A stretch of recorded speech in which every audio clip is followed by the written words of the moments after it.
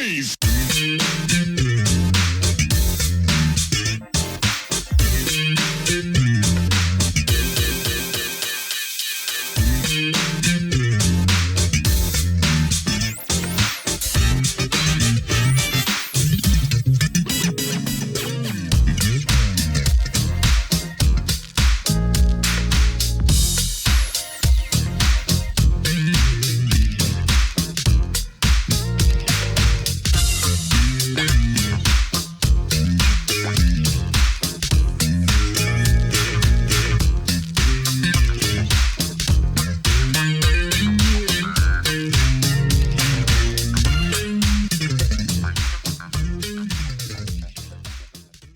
Welcome back to the next part of this Truth and Rhythm episode.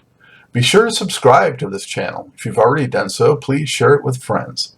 Also become a member by joining Truth and Rhythm on Patreon, or consider donating at funknstuff.net. Thank you so much for your interest and support. Enjoy.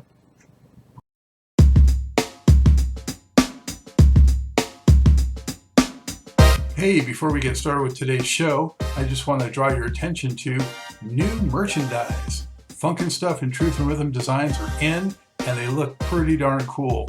So show your support, help support the program, and show off some stylish merchandise and apparel.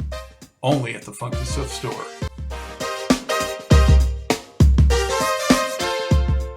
I wanted to mention, Simon, one of my favorite tracks. There's so many, but one that maybe is overlooked some is I Feel Right from All About the Funk. Do you remember that cut? Yeah. With the whistling on it. What's that? Does it have whistling on it? I don't remember that, but it's a little slower and deeper funk than some of the other stuff. Yeah. And then How Do You Think is sort of like a Betty Davis vibe almost on that one. Yeah. I mean, that was quite a nice record. Basically, that singer was like someone like the drummer had a thing with the singer. You know, it's one of those kind of rock and roll stories. But there's some good cuts on that record. You know, I think we had a sort of R&B influence of the times. You know, that's what I'm talking about, being influenced by the times. Like Boogie is like really like of the times R&B. Yeah. You know that Jay Dilla doing that. You know, like doing the different, like, you know, when you do computer music, you can change the feel of the MIDI notes. The pitch. No, not the pitch. The actual groove of it. And Jay Dilla started doing things like Out of Time. So in like a 4-bar thing, they're basically like not in time with the kick drum, but kind of like just like so funky. It's like fucking was like an American invention, man. You know. So we had a little touches of that in there, like because like playing off the kick, on and off the kick again. You know. Yeah. I'll have to listen to that record again. And the Get Used to It record. We've got is such slow grinding funk with India. Yeah, that's heavy. And Andrew had this box that he just got given or something, and it was like, and it made the bass like 10 basses. Actually, our sound engineer always plays that at the sound checks to check the system. There you go. Yeah, I mean, there's some tracks like that where I'm like, why wasn't that a bigger hit? You know? Yeah, I mean, yeah. It's like, because I'm the guy that always tries to like put the funk back in it on our records. You know, I think the Heavies fans are like a mixed bunch of people from the sort of pop, more superficial fans that will listen to like the radio. But it's always important to have on an album. Still think about albums, you know, to have like the funk on there as well. So I had this tune, this riff I wrote once for a new heavy rhyme experience actually. And I was lying in bed with my kids there, and I'll look up and like dum bum bum bum bum bum bum bum bum bum bum, which is like on the new record. What's it called now? The funk is back. Never went away. The funk is back.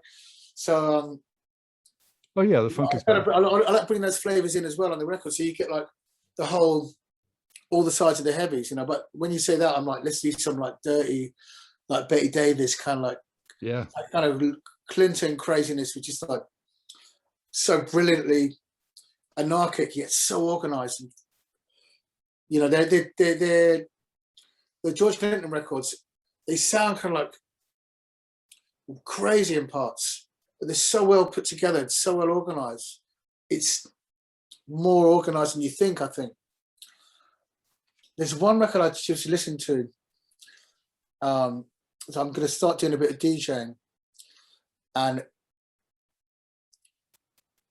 I think it's called The Electric Spanking of War Babies. yeah, And the funkadelic. beginning of it goes like this. When you learn to dance, you won't forget it. Yeah, you doom doom doom doom. It's all doom. It's like that, and Yeah. it goes bam bam bam bam bam bam bam.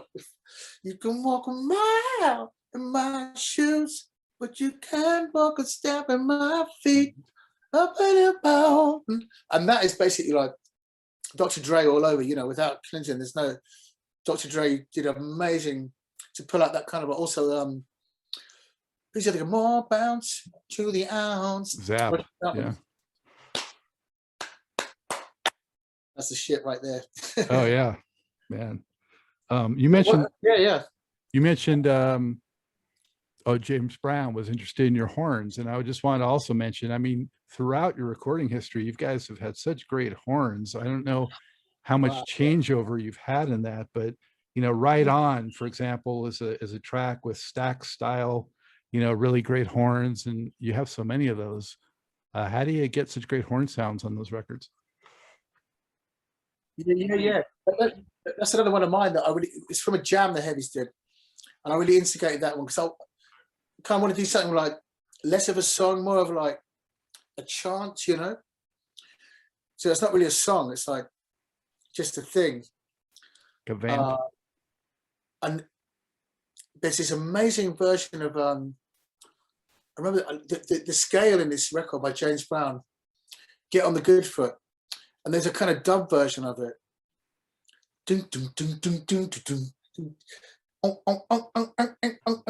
I mean, one of my favorite riffs is when they get away from the rock and all the fiddly dilliness, really to purify playing. The guitar riff on that is basically like dun, dun, dun, dun, dun, dun, dun, dun, dun, dun, dun, dun, which is like dun, dun, dun, like status quo, whatever you want, dun, dun, dun, you know, it's like it's so simple, it's so funky.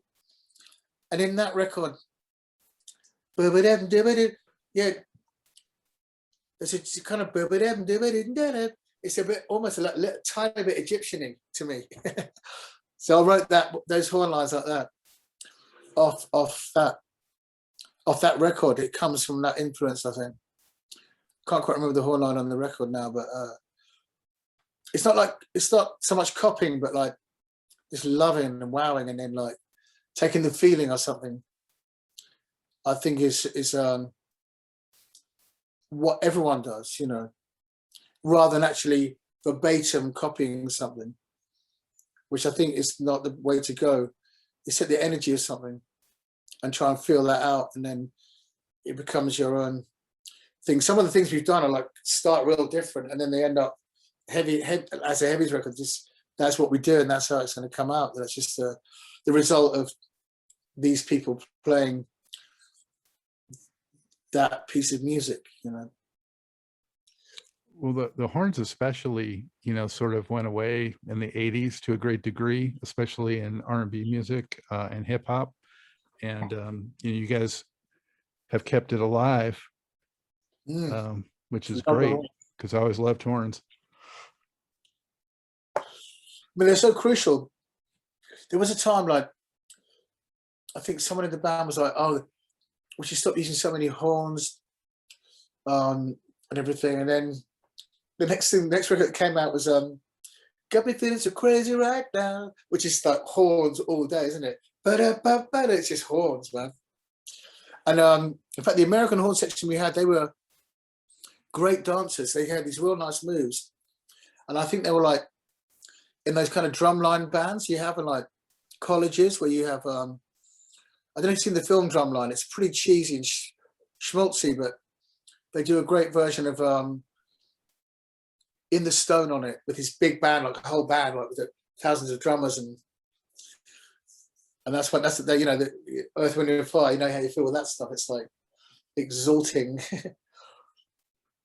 Yeah, the horns are crucial for me. Like even like the Jerry Hayes style, like in the Michael Jackson records, it's so minimally used and mixed really far back, but they still kept using the horns, you know, on like Off the Wall. Yeah, just They're adds real, like, a really like brightness, just a special brightness. way. Yeah, yeah. And he Yeah. would just use trumpets. I think he's just like 7 trumpets, no sax, no lower stuff, just for the sonic kind of style of it. But you know, I listen to a lot of jazz and as well. And there's quite a big jazz scene in London right now. There's a lot of kids, young people playing jazz and fusion and Afrobeat. It's a thing now. Like people, you do an Afrobeat number now. You know, it's like the Fela Kuti thing, who I actually was into real early on. I went to see Fela Kuti at Brixton Academy before he was like revered in other areas. It was like Africans, all full of African people. In fact, there were like 3 white people there. 2 of them girls, and me, the other guy. And he played for 2 hours and did 3 songs. And it was amazing. They had this like tree trunk thing, doom, doom, doom. And I went backstage. My friend Ayo, because he's from like Nigeria, Lagos in particular. And I was in this small room, and then Fela Kuti was there, just like right over there, you know. And he looked at me, and I was like, fuck, you know, like the white guy in the room, you know, what's he doing here? But I was so young and innocent. He soon saw my spirit was not out of it. I wasn't there to do something bad. And yeah, and I was going to go and see him again, and then he died, of course. But there's a great fellow documentary about the shrine. He had this club in Lagos, and he had his own republic, you know, the Kelakuta Republic. He was a bit of a threat to the system, so they threw his mum off a balcony and put him in prison and stuff, and like they fucked with that guy hardcore. But he was really standing up for a different Africa, a less corrupt one. So you know the song "Zombie." It's basically saying like, if you put a uniform on and you get a gun, then you feel like good about yourself. But you're just a zombie working for arseholes. You're actually fucking yourself up doing that. You're on the wrong side, you know. Heavy song. Did you see him in the 80s? Is that when, or late 70s, or? It's got to be the the 80s or really early 90s, perhaps. Yeah, probably early 90s. In 2013, you guys came with Forward, which I thought was another really strong record, and really more of a band focus. I thought after you kind of were going more with like the singers, you guys seem to really come in and get back to the band basics on that one.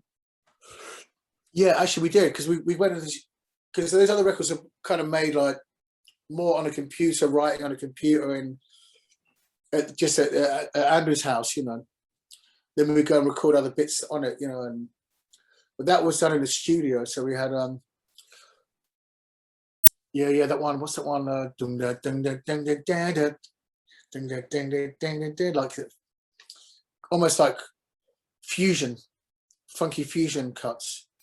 Quite Brit funky, actually. Yeah, a little funk in your pocket, lifestyle. Oh, yeah. We had this guy on that. I wrote look with the singer at the time. I wrote a little funk in your pocket, and once again, not a song, but a kind of piece of music. Not like it's going to be a single. That's not always the remit, you know, to make something good. And we got this guy to arrange on that, this horn player, and he did this crazy thing, horn arrangement. I thought, yeah, it's quite a nice piece of chisel there. Yeah, Zine, another really tight instrumental. Yeah. Actually, that word is like, I'll let you in on a secret while no one's listening. It's Zine. If we're with a band and we see like an attractive woman, we just say Itzine. Well, no, we say Eizine. Originally, it was Eizine. Eizine. Someone says if you're sitting like having lunch in a restaurant with a band, and there's a beautiful woman somewhere, you just say Eizine, so you know to look around. You'll find this person, and then we change it into Italian pronunciation. Itzine. But however you pronounce it, so we just named the track after that. It's like code. Like a kind of code, yeah. Yeah. Cool. We do coding. That's early coding. What made you guys decide? You've done some interesting cover choices, over the years, and sometimes they haven't come out in America. I'm guessing there's licensing issues sometimes with that. Well, I think Midnight of the Oasis was a big hit for us, and it really kind of broke us in England. But I think in America it's a bit cooler. It's not that cooler record, like it's not that kind of dope, but it's kind of like a nice funky record. And in fact, London Records asked us to do a cover, and one of the guys in the band, he's make all these sketches, this guy called Lascelles, he's not in the band anymore, but he's got this amazing record collection, like really deep, man. It's like amazing guy, from everything from A Certain Ratio to like all sorts, like The Last Poets that he introduced me to them and stuff. And he also put on a cassette he made for Andrew, that tune, Midnight of the Oasis, which is kind of a country and western record almost, the original. So we suggested that, and it did us all right, You've taken a few like kind of slower, mellower tracks and added a little more dance beat to them, and yeah. Then we did like You've Got a Friend, which isn't our greatest moment, but it was kind of like in the style of the Fugees, because they just done Killing Me Softly brilliantly.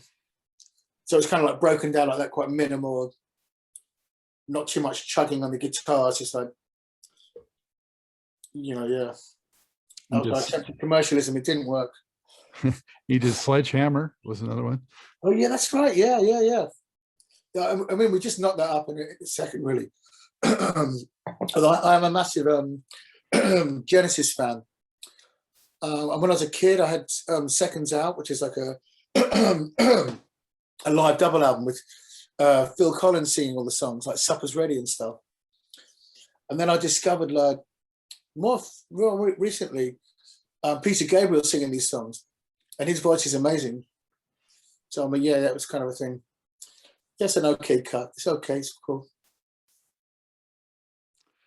The last two records, so I would say, TBNH and Sweet Freaks, were a little bit more up-tempo and more club dance friendly than some of the ones that came before.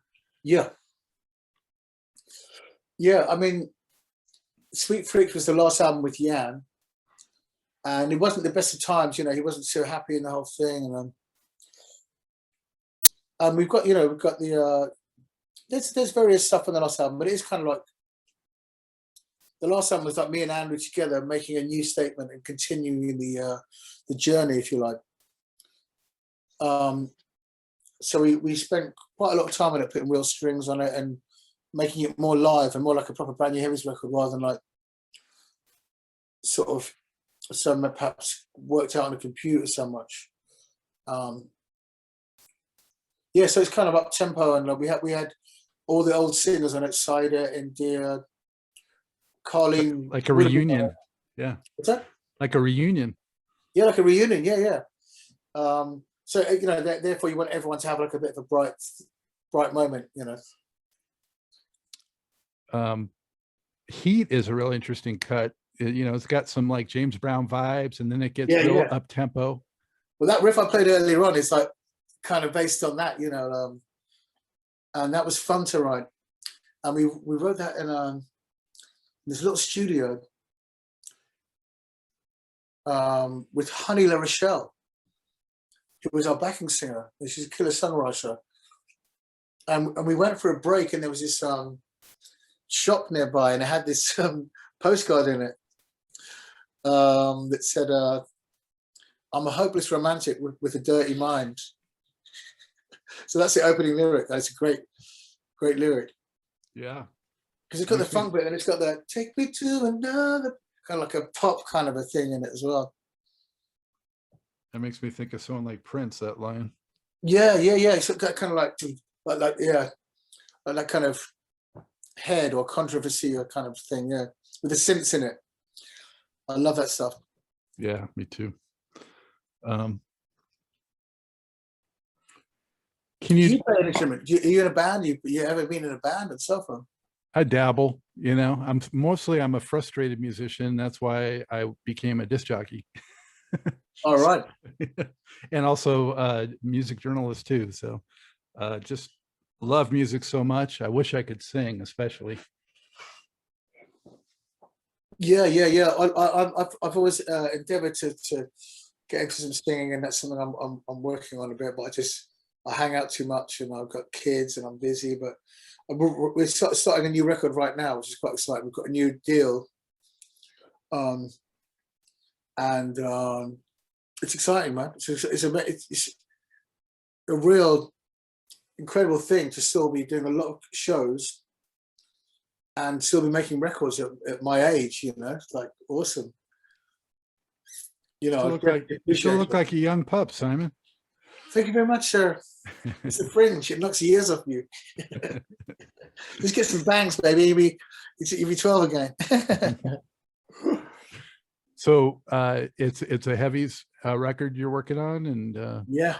How far into it are you? Very early stages. So it's kind of been difficult with the lockdowns and everything, especially not knowing how long they were going to go on. It wasn't like we all knew we had a year. We had like another month. It was just adding on all the time, wasn't it? And then it unlocked and locked down again. So it's all like early stages. So I've got a few little tunes that I've been, like I played you earlier on, a little, like I'm just working on that and putting some stuff together with that, bring it to the band. Hopefully we can all get in the studio together and jam up some like live funky stuff. And start putting it together and try and do it as quick as possible. Try and get out by the middle of next year at the latest. Will you come to America again? If we can, I'd love to. That would be it's going to be, just amazing. We haven't been to America for quite a while. And just to do that again would be just amazing. Because America, despite Donald Trump, ain't that bad, But we've seen America like in all the pockets of it, and I love America. I love the literature of the 60s, the Kerouacs and stuff, and the Doors and the revolution in the real people, which is so hard to achieve now. Everything's so watched. The Big Brother is like, they're clamping down on freedom of speech. It's like when everyone fighting over the vaccinations and all sorts of crazy stuff. It's like, fuck that. We need to make some funk and get together. Let's all get together and fucking die, and rather than walk around with a mask on forever, or a metaphorical mask, Well, I feel like this whole thing has made music even that much more crucial, Yeah. And when people come out to a show now, you can see it like, you kind of, it's just, although you just people go back into mode, there's a little kind of a reappreciation of life, and people are, there's definitely some kind of control going on in this whole thing. And, people are wanting to be allowed to walk around on the planet as an animal that we should be allowed to do. And so hopefully we'll come back to America. Yeah. If it opens up like that. Do you anticipate a mix of instrumentals and vocal tracks, or all vocal, or what do you think? Oh, it'd be, well, I always bring in like the funk in your pockets, the funk is back kind of stuff like that. And some songs too. So of those times that you've gotten out and about, is there one or two just completely unforgettable experiences? I mean, you mentioned James Brown, but was there some other experience from being out there on the road? Maybe it was funny or good or bad or just unforgettable. What could you share with us? Well, there was one time, when we start the show, usually the band's playing, and then like me and Andrew will come on. And there's one time Andrew came on the stage, and he's like slipped over, and like he's on his back, and he doesn't know whether to keep playing but devote to the music or like stop and like stand up. So I ran on the stage, and I thought I'd just lie down next to him to make it look like it's part of the show. And I just found that really kind of daft. And we had this other show at a place called La Cigale in Paris. And it's kind of weird now because we wouldn't do it now, but we used to do like 3 instrumentals to start before India would come on. And by the time she came in, it was like, you've had a lot of music, and like, then you get the singers like, wow, wow, wow. And just people were pogoing, like, just like jumping, like, to the music. It's kind of your soul, like, groove. But people were pogoing, it was just, and that's the sort of energy that I think when we play live, we just want to see people like having a real good time. It's like it's not so much about being watched or marveled at. It's about creating something in the room, which is like like an experience where you're all together, and that's kind of the goal. So yeah, and we get that, and the band's fantastic right now. Like, we're doing really, really great shows. We're still jamming between the numbers, like I mentioned before, and forgoing, like, playing the right set length to just be ourselves, and still partying and still like crazy, like. So we still got all that energy going. Yeah. So I went off another tangent then, but there's a couple of little stories there about memories. Playing with James Brown. We played with Simply Red at Old Trafford Cricket Ground, and it was the first time a concert had ever been played there. And there was like literally like thousands of people there, because he's from Manchester, Mick Hucknall. It was like his hometown, and the place holds 70,000 people. There must have been like 50,000 people, and we went on stage and we did it. We played at Wembley with him. I remember we've been to America, and we used to buy all these crazy clothes from the vintage stores. And I bought this kind of crazy, like, cowboy orange thing with tassels on it. I always like to play with my teeth and do this sort of show thing. And we were really young. We were playing this big place, and Simply Red had this big extended stage and everything. And we were supposed to stay in the back bit. And I went down the front. And apparently, because when we were at Wembley, my family were there, and and we were playing, and they heard someone say, "Stand up, look, there's someone on stage in orange flares." Because it was like, wow, that's a thing, And on that show, I went down the front, and I played with my teeth, and I was just, my heart was like racing.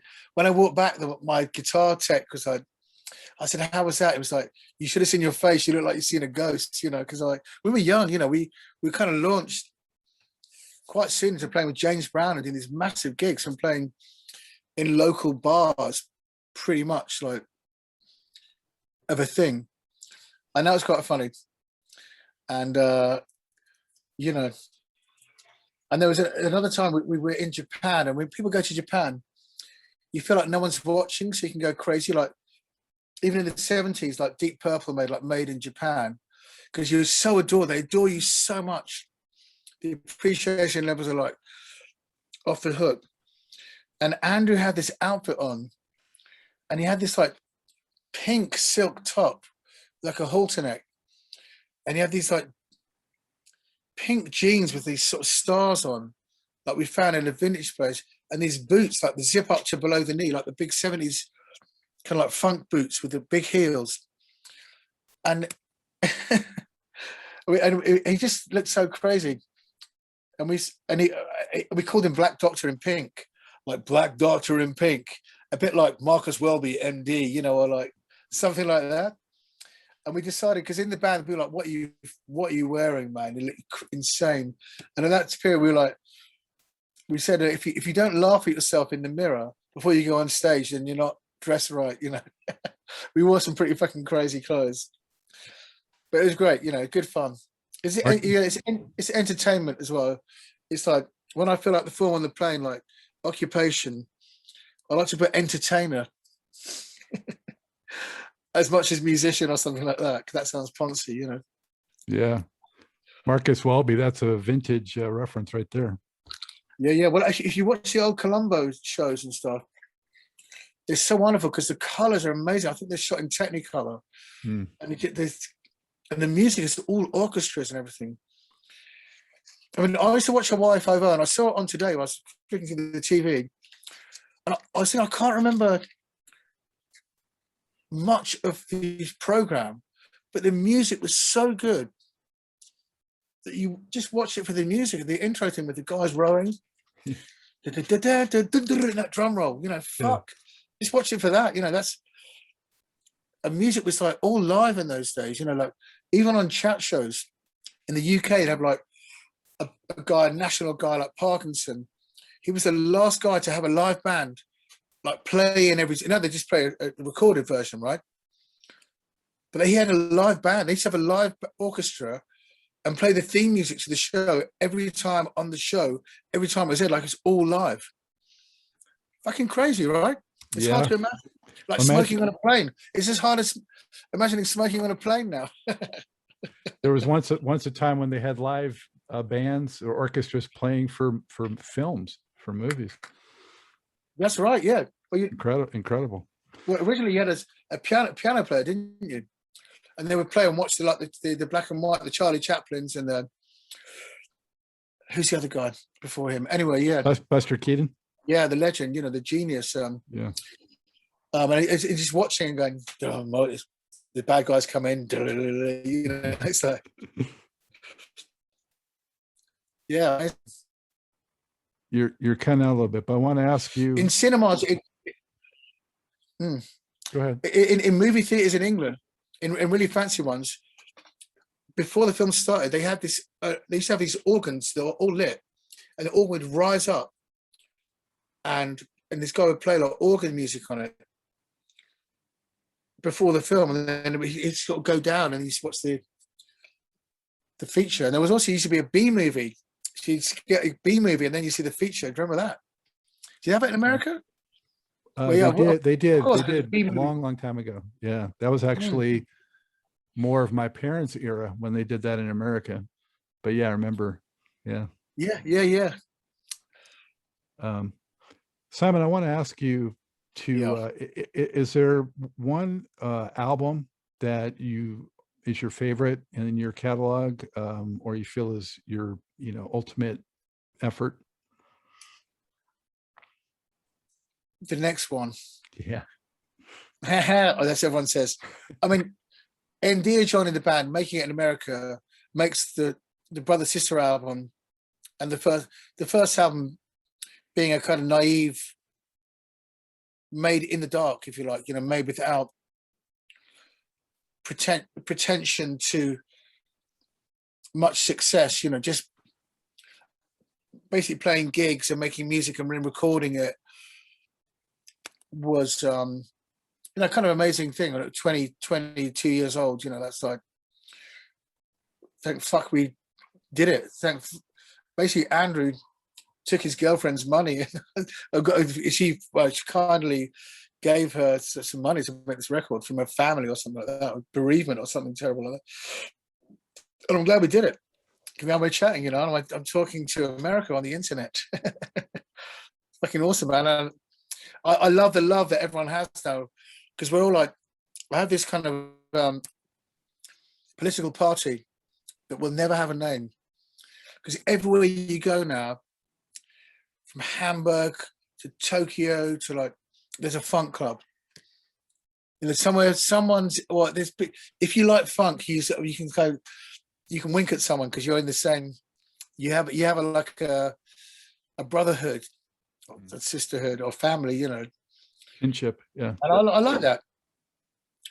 And I think a lot of people that, in adversity in life, and the adversity that funk music was made from, the music resonates, the lyrics resonate for years, not just because of like black struggle, but personal struggle. So they kind of like template onto your life, and you know, means that we've all been oppressed in our own lives by bosses and working, and kind of like just going out and boogieing is like a thing, you know, and it is a thing now. And so I thank the world for it being like it is, because the world is a beautiful place, you know, and it's a thing to be really happy about. People loving music, whether you make it or not, it's just like, you know, it's an incredible force that's so sort of owned and controlled. We're chatting to this guy called Chris Schwartz from Rough Nation, who has like Cypress Hill and the Fugees and things like that back in the day, and he's got his own vinyl pressing plant. And now a lot of people want to make vinyl because vinyl's on the up again, you know, or it's in the game again. And all the major labels are controlling all the pressing plants because there aren't that many. Obviously, thousands closed down probably, and the limited amount there are kind of owned by the majors. So the indies aren't getting a chance to use them, and that's another sort of thing of like corporate control, you know, and stuff. And the funk comes from another place. It comes to the opposite of that. It comes from like the first guy to like scratch a record, you know, doctors, you know, the DJ Scratch. The story is that he's playing music in his bedroom, and his mum shouts up, "Oh, your dinner's ready, turn that music down, whatever." So he says, "I can't hear you." So he puts his hand on the record to stop it, to stop the noise rather than turning it down. And he's like, "What's that, mum?" You know, mama. And he says, "Oh, listen to that." And that's scratching come about from this one dude, you know. Anyway, things come from small places. It's not about funding and super groups and super teams. It's about, you know, people and so forth. You know what I'm saying? Anyway, basically. Although I ramble, I think I'm getting across, hopefully. Before you get out of here, Simon, I wanted to see if you could rattle off, if you were stuck somewhere and desert island, you only had 5 albums, who do you think you might pick? Ooh.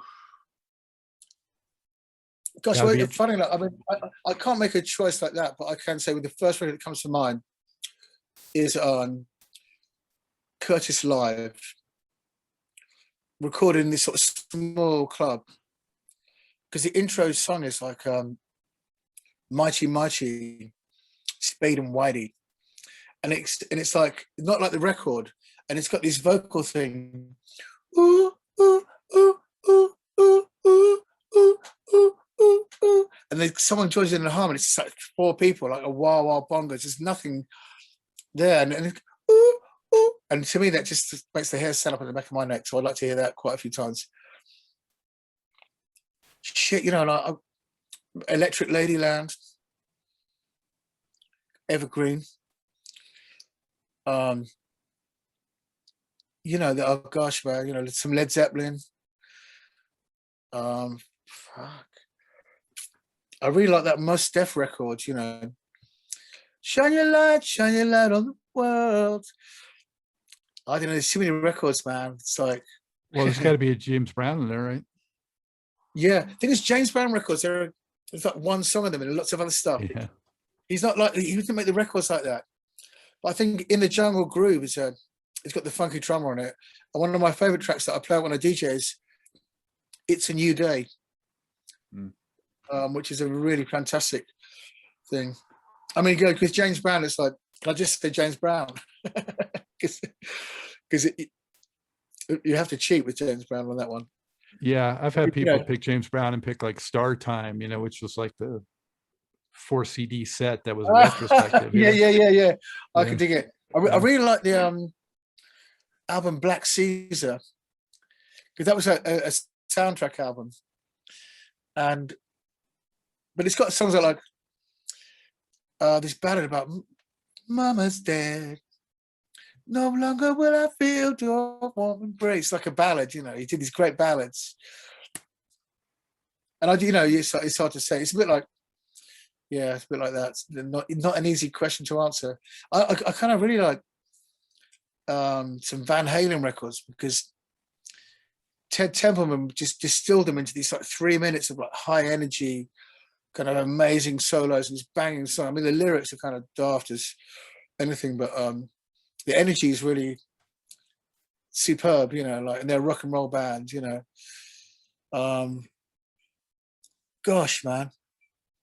Well, I think I've got a pile of records down there. Oh my God. The best of the Beatles. Yeah, right. Yeah, anyway, you know, fuck you for asking that question. Speaking of the Beatles, have you heard about or seen that new McCartney thing on Hulu here in the U.S.? Rick Rubin. No, I've heard about it, and it's Rick Rubin or someone, or Yeah, Rick Rubin yeah, with Paul McCartney. is that new? I haven't actually heard about it. I just heard about it earlier on today from someone. Yeah, I love it. Have you seen it? It's great. They're just the two of them with all the original multi-tracks of the Beatles songs, and they're like deconstructing them. Ooh, I love that. Yeah. There's a few of those. It's like there's a Steely Dan one, a Hendrix one. There's a load of those. I don't know if you have that series in America where they get the engineer, you know, Eddie Kramer's on the one and stuff. I was wondering, they always miss out, like, did they record all in the same room, and where was the mics placed? And did they overdub the vocals and things like that? It's like, there's certain things I'd like to know that might maybe not so interesting, because that's a Disney thing, isn't it? That one, I think. It's on Hulu here, which is a streaming service.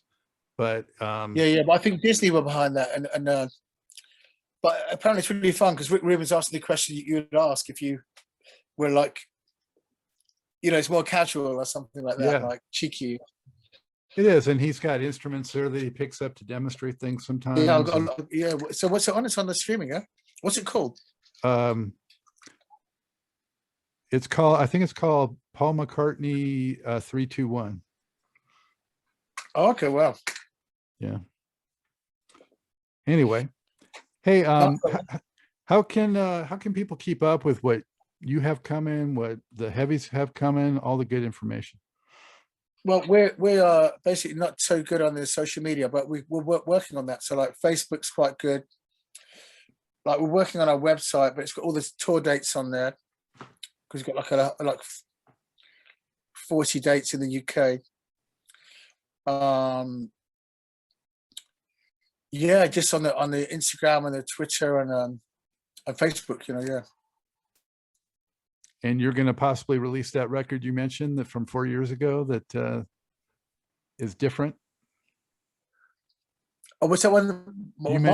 You mentioned that other record you were working on for a few years that's different from the Heavies music. Oh yeah, I am. It's like 34 years old. Yeah, it's yeah. I'm 34 years old. I thought you said 4 years old. You know, it's 34 years old. Wow. Basically, I started doing it, and it's like I had this little cassette 4-track recorder. I had it in LA, and I was writing kind of like, there's this one track called Alphabet Street by Prince. That's the kind of time I was writing it. And we had this college band, and we did this thing at the end of the year in art college. And I listened to the beat on that side because I play drums as well. And I'm really interested in drum patterns and the shape of them over the bars and this sort of thing. It's like dun dun dun dun dun dun dun dun dun dun dun dun dun. So it sort of starts and stops. It's like goes over the bars weird. So I took it and I did this bass line like I did it more like a swing, dun, and the riff is like so it's like a bit rocky. It's a bit more like hard, like, but it's kind of based on the funk, but like.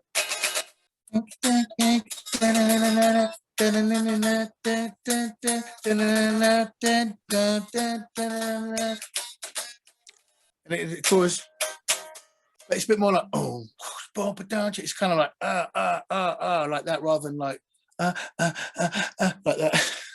That's the kind of. And I had this other tune. I had this Italian girlfriend. I recorded. I used a matchbox as a shaker, and I did this kind of love song for this Italian girl, and she couldn't pronounce things properly. So when she said Stevie Ray Vaughan, she said Stevie Ray Vaughan. And there's a place in London called Shepherd's Bush, and she's called it Shepherd's Bush. And I was like, what? Sorry, Shepherd's Bush.